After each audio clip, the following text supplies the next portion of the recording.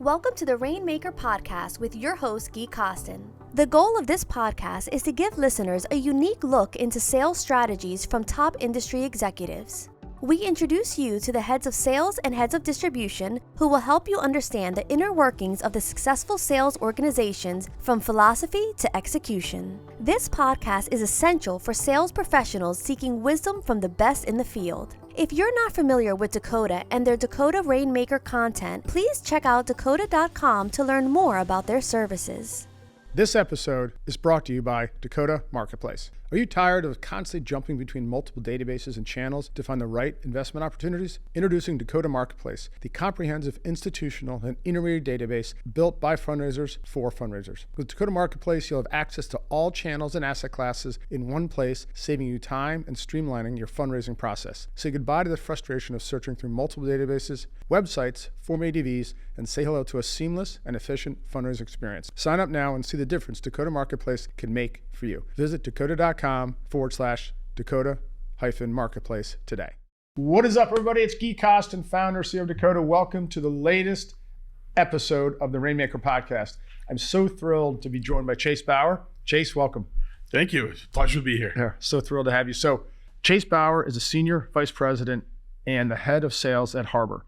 Prior to his moving into the head of sales role, he was the head of strategic partnerships, and prior to that, previously the head of distribution operations. Building off of his continued professional and industry growth, Chase embodies the distribution client experience with a focus on sales empowerment and engagement. With a focus on thoughtful strategy and flawless sales execution, Chase uses knowledge and innovation across sales, marketing, business intelligence, strategic partnerships, and enablement to drive growth of AUM and expansion of Harbor's client base.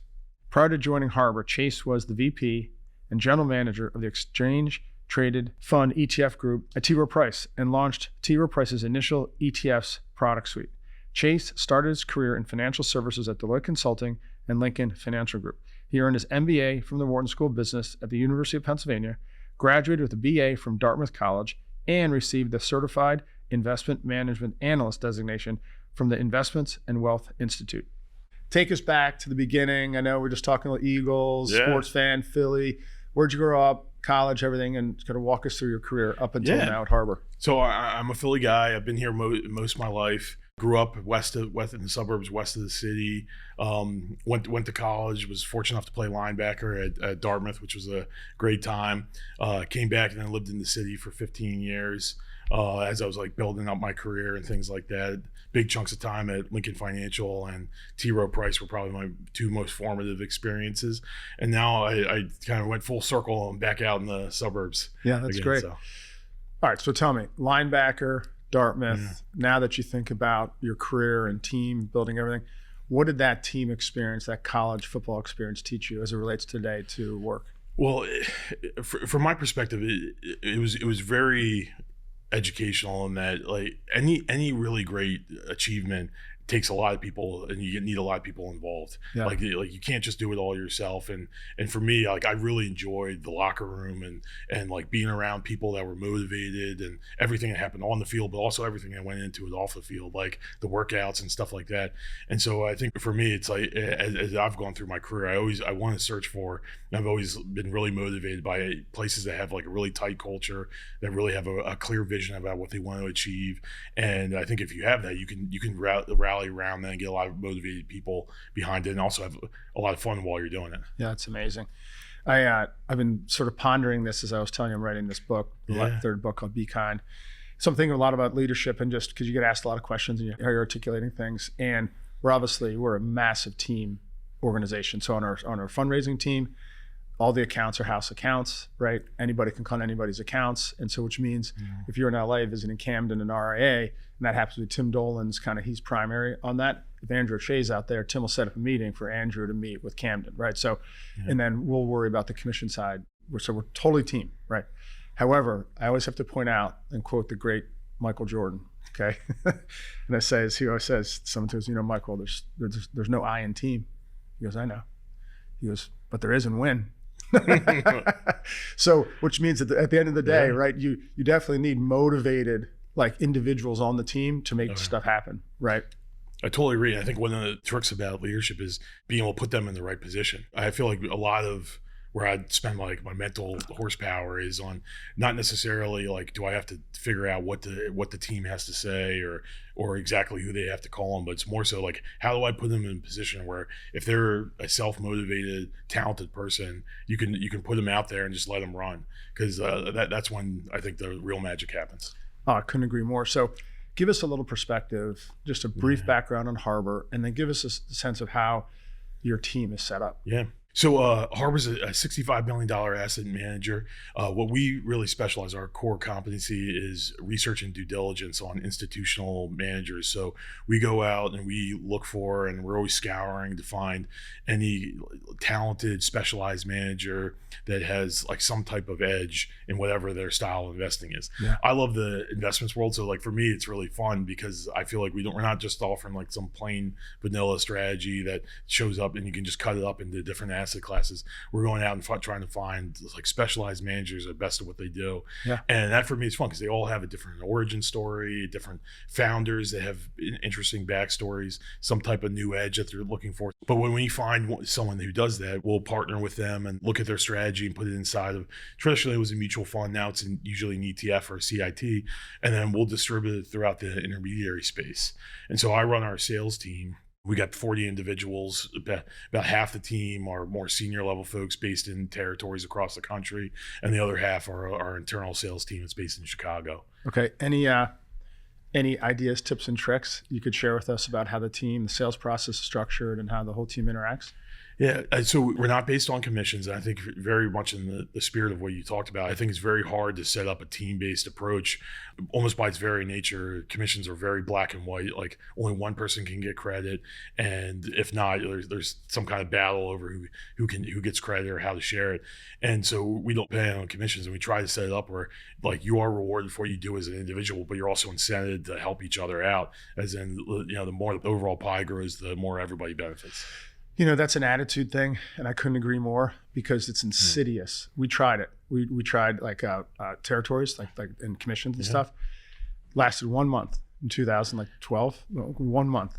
So I called the guys together and I go, okay, we were team before, now we did this. And I said, okay, either I'm going to shoot myself, right? Or I'm firing all of you. Okay. We're going back to a team deal because we need to all be fighting together and figure out how to win business together and share information, share opportunities, share acknowledgement, right? Share credit, everything. And that attitude, right? When you find those people that they know that they can buy into a team, a sharing environment, it's amazing what happens. And you don't have to deal with any of the BS of complaining or this or backstabbing, going behind all that stuff that is kind of common in companies. Well, it's so interesting because if you look back at like the kind of history of how distribution in our industry worked, and I remember like starting off in my career, I was calling a lot of advisors that are doing brokerage business. And I would say the commissions environment lined up pretty well with that. Like a lot of our salespeople were incented very similar to financial advisors. Well, most of my formative years were in the beginning stages, and now it was a huge shift towards advisory being the way most advisors do business. But we as an industry haven't really changed. And I think over time, it's been a growing gap between how our clients, financial advisors are motivated and how we incent our sales teams. And I think that's led to an increasing gap between like how advisors and how they receive a lot of the salespeople, and I think some of their satisfaction with our sales efforts. Yeah, no, I hear it. So I typically wouldn't ask this question, but since you're in the heart of the active ETF, could you give us any insight or thoughts just around how's that going? Do you think that's the future? Where will be your perspective on an active ETF? Yeah, absolutely. So I told you I enjoy the investments world. I'm at Harbor because I love working with all these like really specialized institutional caliber managers that are sub-advisors for Harbor. But another reason I'm here is because the clarity of vision around the ETFs being the future, and probably the primary way I think the average American is going to access investments, particularly in a taxable account. Right. And for me, like that clarity, I loved it. I believed already in the ETF. And I remember when I was interviewing at Harbor, it was such a clear vision of we want to be a leader in the active ETFs. There was no ifs, ands, buts, qualifiers. And that was the primary vision. And for me, I love that. And I think on the active ETF space, I mentioned that brokerage to advisory shift that I feel like was like the seismic trend in the first part of my career. The second part, I think, is going to be a similar seismic shift from, the one size fit all mutual funds to more specialized vehicles for certain situations, whether on the wealth management side, taxable accounts, ETFs, and within retirement plans, CITs, right. And you never know, like the new wave, whether it's SMAs or direct indexing to come. But yeah, and so now that you're a believer, but it's happening. Yeah. The active ETFs and there's momentum, there's success. People are raising money. I mean, we've gone from just this year. We launched our first ETF in September 2021. We were entered this year with about $2 billion in assets. We are over $4 billion now. So we've doubled the size of our ETF business just in the first 9 months of this year. Congrats. Thank you. It's a lot of fun. I think what was really different about this year is up until this year, there was a lot of us educating our clients on what's happening in the ETF space, like why active ETFs are showing up now, how do they work, how you switch over from a mutual fund to an ETF. So I feel like we were doing a lot of the education. Now I feel like it started to flip where we get asked about it if we have active ETFs. And if we're on a particular platform or our ETFs aren't available yet, we'll get answers like, come back when you got an ETF. Wow. Which that to me was like a huge shift. So this year it's the fulcrum. I mean, it's going over. In my opinion, I think we've switched over to the point of inevitability at this point. So that's great for our listeners to know, because a lot of them who are listening do have mutual funds, separate accounts and stuff, and that insight into the ETFs are happening. That's great. And I guess more and more people that adopt them is just going to be better and better for Harbor.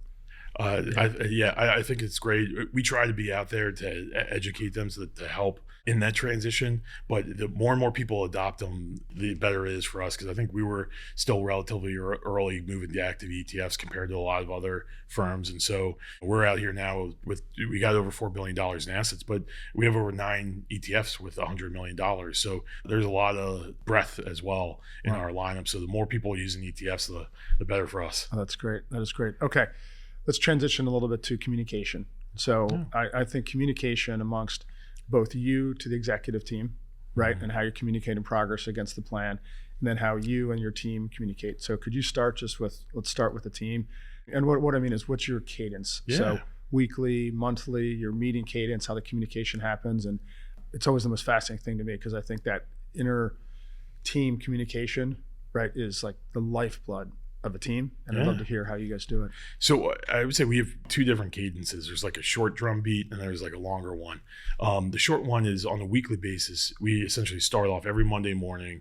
We have a meeting where, and this one features more of our investments team, where they will come on, talk about what happened in the markets last week, give some really key talking points, share with what they're thinking about, what they're seeing, whether it's what is speculation on what the Fed's going to do, or the impact of tariffs, or some deal that was made, economic numbers, job numbers coming out, and they'll give some key talking points to our team. And so that's really us feeding them with like fuel for their conversations throughout the week.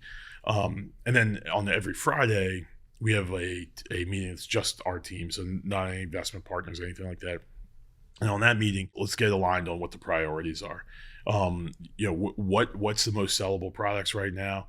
What kind of resources you have available to make sure that they always know what's at their fingertips, because we have a lot of people there whose sole jobs exist to help our salespeople be more efficient, more effective. Can you just unpack that a little bit? I'd love to hear about those types of people in those roles. We have an enablement team whose job is like where they work with the CRM, they work with a lot of our third-party data packages, and they're there to package up. And the way I think about it is like, we're in a relationship business. It's built on trust. I think trust is best established by being able to look someone in the face and make eye contact and things like that. So I view our sales team as a critical element permanently, no matter what, in terms of establishing those relationships.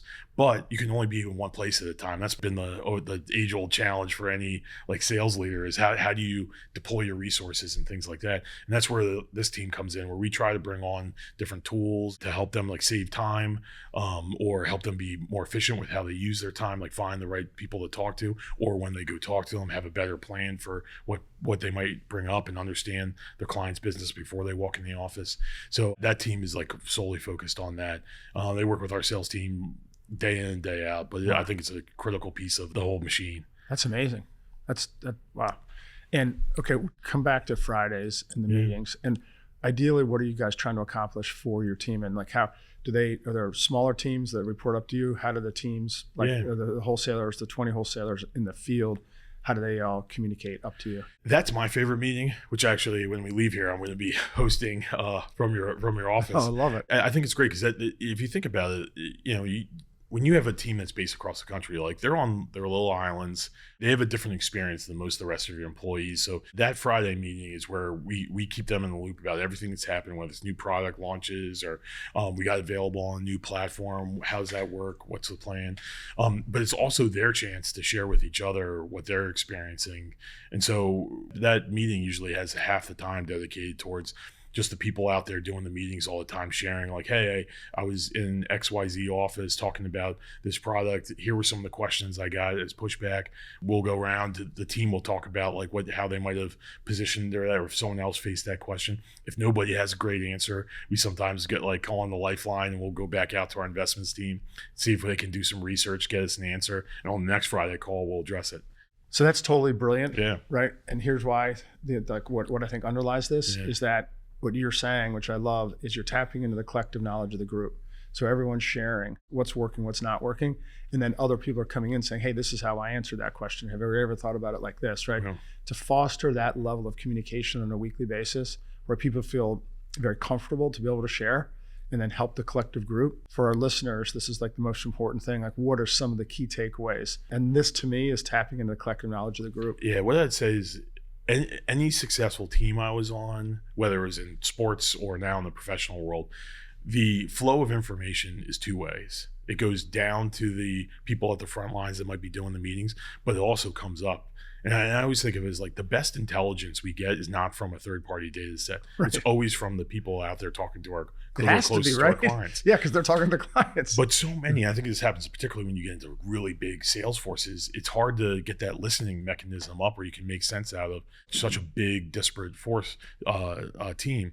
And so for me, like that's a very important to me, is that we are able to like listen and understand to what's actually happening out in the field, not what someone it's sitting at the home office thinks, or it's not what I think. It's what's actually happening out there, and you got to be in tune with that. Yeah, and you have to put systems and processes in place to do that. I mean, the constraint of how you're applying it is get everyone together on a Friday and then have an open dialogue about what's working, what's not working. Yeah.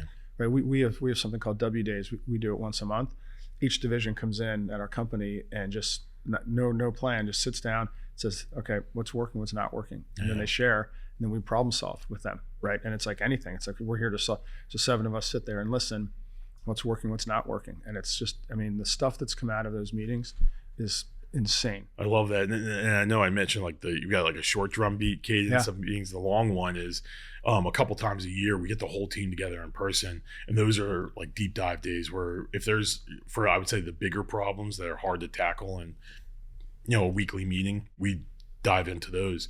But even in those meetings, like I have entire chunks of time that are dedicated to just us sitting in a room with no agenda, and we just talk about like what friction you run into, what roadblocks, and it's not for me to talk. I'm just there to help facilitate a conversation, but it's really for the team to talk to each other. Yeah, that's brilliant. I love it. Okay, so another key thing that I think is the key to survival and fundraising to me is bar none, is keeping your boss in the flow of how you're doing against your plan. Yeah. So if we just think the main person I always think about on this that's listening is that single salesperson that doesn't have a head of distribution right there on their own. And I always say they should be seen as Gui Costin Inc. Mm-hmm. It's like, but you have to act like you're bigger to put the constraints in.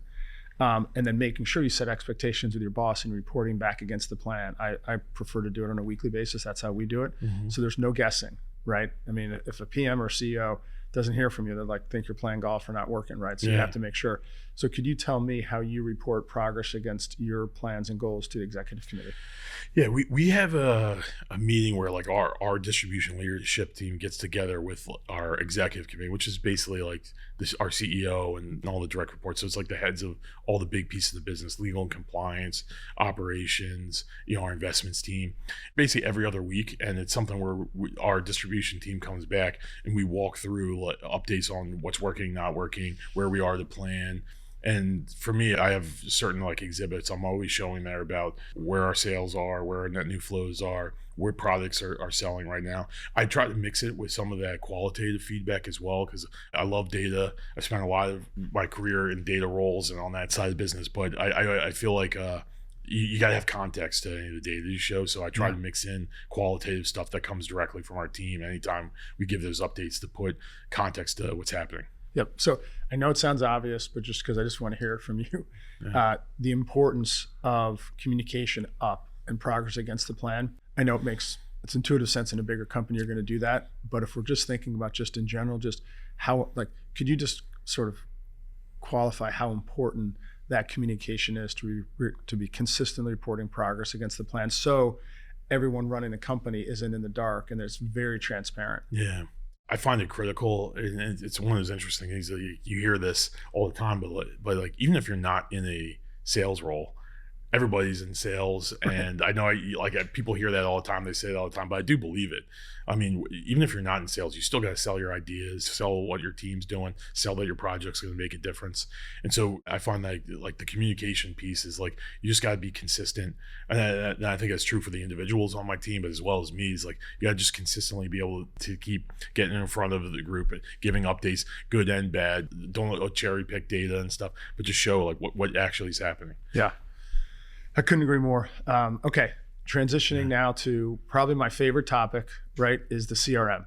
Yeah. And the use of a CRM. So could you just talk about, what CRM you use, and then how you think about it as a mechanism for, putting meetings you've scheduled, call notes in, et cetera, and how it helps you run the business? Yeah. So we use Salesforce. I mean, it's a great tool. It's got every feature you ever want. I think the trick to using an industry leader like Salesforce, because it is, for a firm like us, we have 250 employees. I mentioned my team has 40. The trick is when you're using a tool like that is knowing what features not to use, right? Because there's so much in there that you can get lost in the technology. So for me, we try to keep it relatively simple and basic. And part of the reason for that is what I mentioned before, is so much effort goes into what you put into the system. Not enough goes into what comes back out of it. And so I try to keep the Salesforce simpler. That way it's easy to use, easy to get information in there, and then try to create more time for like, how do we get insights coming out of the CRM, right, so we can actually use it for something. Because if you're just focused on what goes in there, it's basically just a reporting tool. But the actual CRM, the customer relationship management, means it is more about what you get out of it. So. Right. So for somebody like, I don't really CRM, I don't know if I believe in it, I don't know if entering my meetings I've scheduled, the use of it, how do you think about just how critical a CRM is? Because if there's conventional wisdom that it's a pain in the neck, it's a nuisance, the whole thing, relative to the asset that it is and the leverage that you can get from a CRM. My view is like, just try to get the information in there as fast as you can. Because if you just make that part of your process and you get in there, it's like a reflex. You don't even think about it. It's a way for you to mentally recap what happened in the meeting in a way which most good salespeople do anyway. They leave a meeting, kind of think through, okay, what did we talk about? What were the key points? What do I need to do next? Do I need to call my internal about some follow-ups or whatever the case is? I was like, just do that exact same thing you're mentally doing and right, put it in the CRM. We try to make it easy where they can just like make a phone call and can, dictate it through the phone and get their notes in the CRM. So that's usually the way I try to get it in there. I love it. So you've done everything that you possibly can do to make it easy.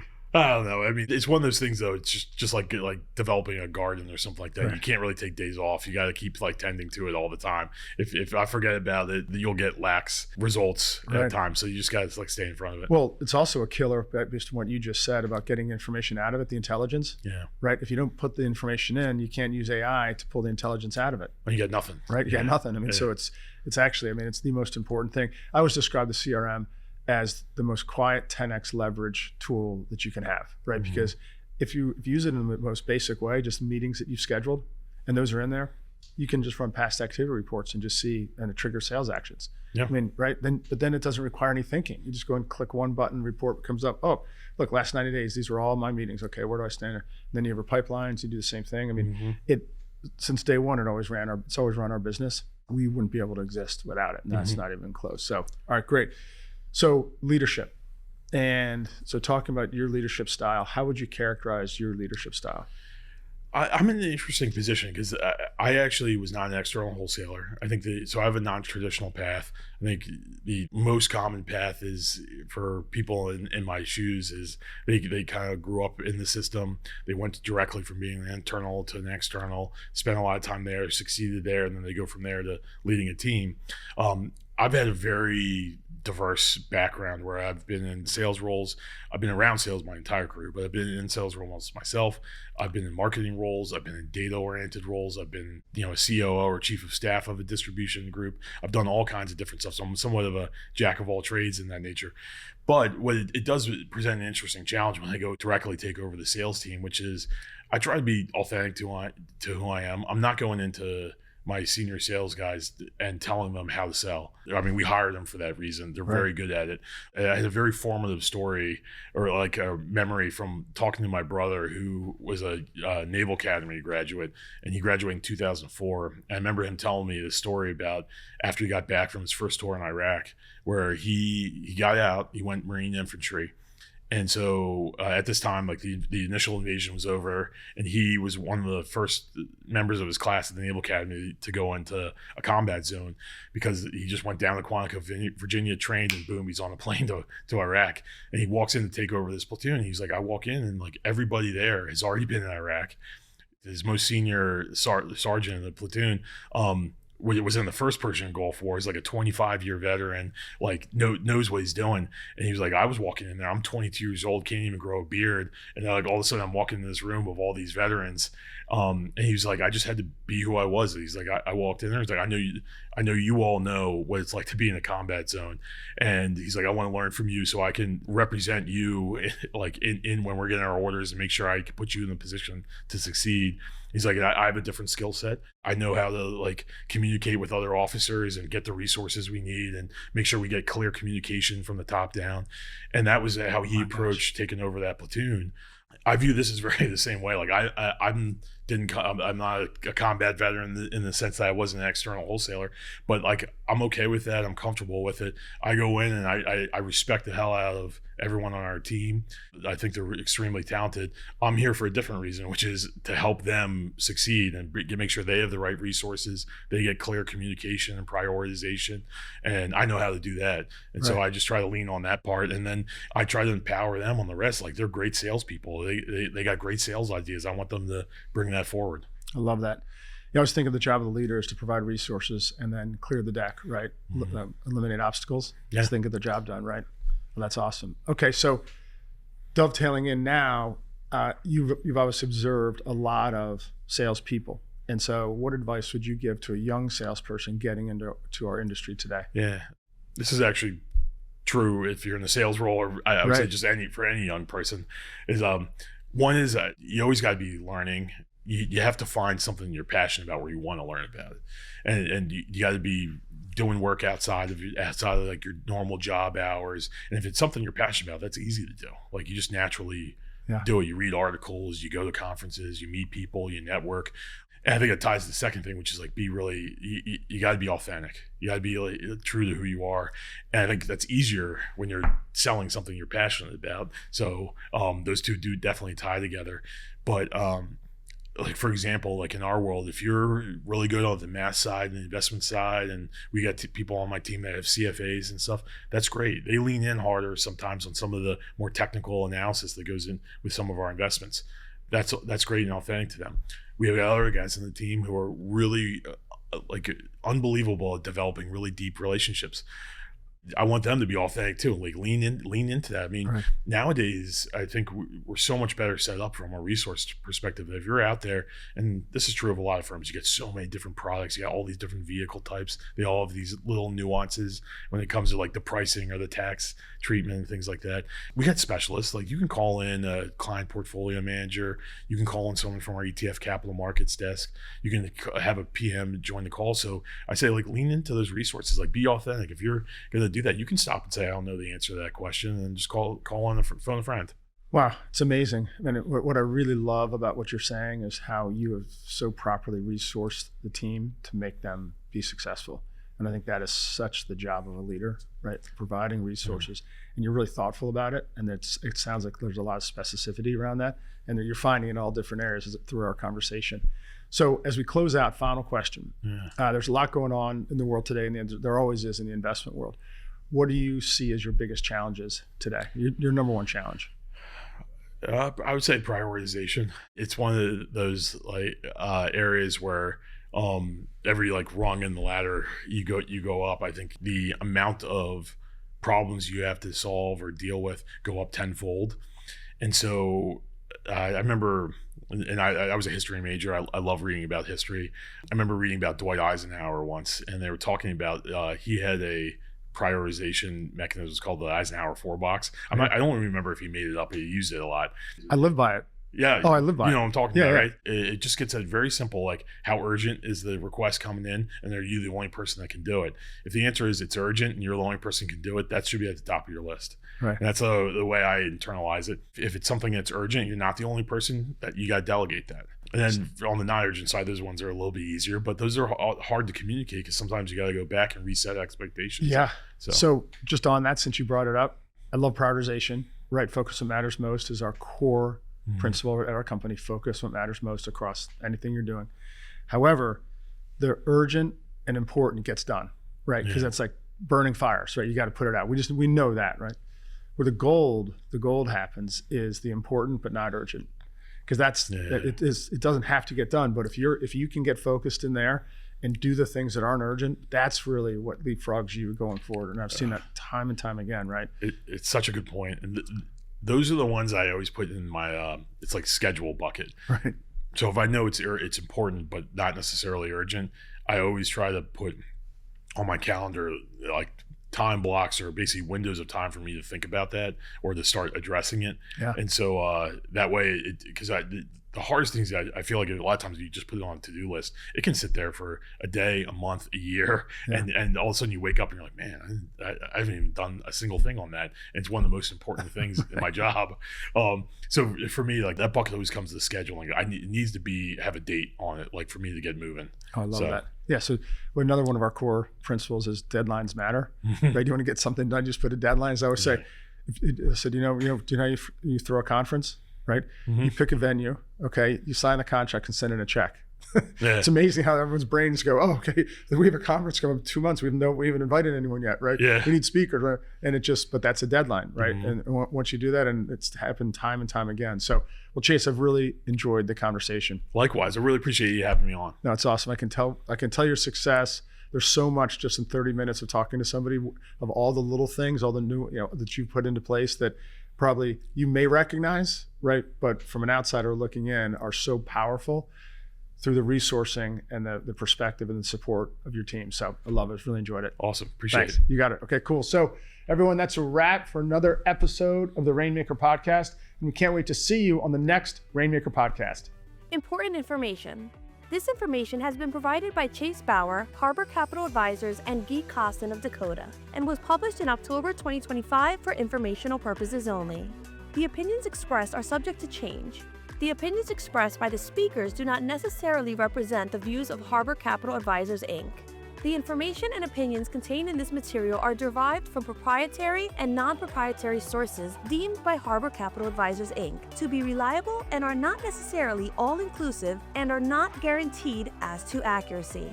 Harbor nor Dakota has not considered any reader's financial situation, objective, or needs in providing the relevant information. Investing entails risks, and there can be no assurance that any investment will achieve profits or avoid incurring losses. This material may contain forward-looking information that is not purely historical in nature. Such information may include, among other things, projections and forecasts. There is no guarantee that any of these views will come to pass. Harbor Capital Advisors is not affiliated with Dakota. Copyright 2025 Harbor Capital Advisors, Inc. All rights reserved. 4880675. You can find this episode and others on Spotify, Apple, or your favorite podcast platform. We are also available on YouTube if you prefer to watch while you listen.